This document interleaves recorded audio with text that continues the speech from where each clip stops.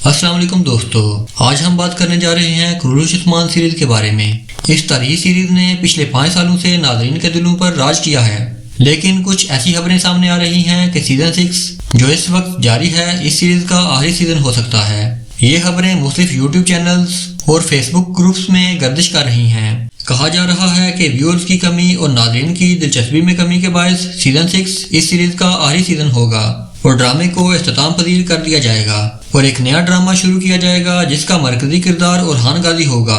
آپ کو بتاتے چلیں کہ اورحان غازی عثمان غازی کے بیٹے اور عثمانی سلطنت کے دوسرے بادشاہ تھے۔ انہوں نے سلطنت کو مضبوط کیا اور ان کے دور میں پہلی بار باقاعدہ کرنسی جاری ہوئی اور بازنطینی علاقوں کی فتوحات میں تیزی آئی، اور یہ بھی سنا جا رہا ہے کہ نئے ڈرامے میں تمام پرانے کردار تبدیل کر دیے جائیں گے، یعنی اورحان، علاؤدین، گونجا اور ہولوفیرا وغیرہ، اور اس کی ممکنہ وجہ یہ بتائی جا رہی ہے کہ یہ کردار دیکھنے میں اتنے میچور نہیں لگتے، لہٰذا پروڈکشن ٹیم اب نئی کاسٹ لانے پر غور کر رہی ہے اور ہماری معلومات کے مطابق کیوانچ اورحان غازی کا کردار ادا کریں گے تاکہ اگلی سیریز مزید متاثر کن بن سکے۔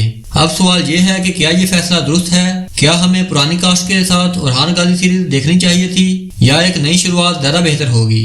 نیچے کمنٹ سیکشن میں اپنی رائے کا اظہار ضرور کریں۔ اور ایک سوال یہ ہے کہ اس بات میں کتنی صداقت ہے کہ سیزن 6 اس سیریز کا آخری سیزن ہوگا؟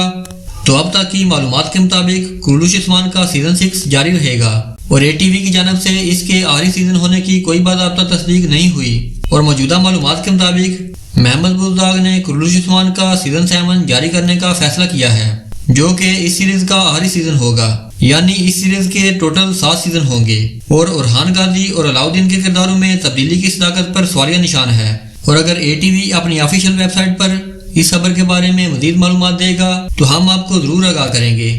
آپ کا اس بارے میں کیا خیال ہے؟ اپنی رائے کا اظہار کمنٹ سیکشن میں کریں، اور مزید ایسی معلوماتی ویڈیوز کو دیکھنے کے لیے ہمارے چینل کو سبسکرائب کریں۔ میں ملوں گا آپ کو ایسی ہی ایک نئی ویڈیو میں، تب تک کے لیے اللہ حافظ۔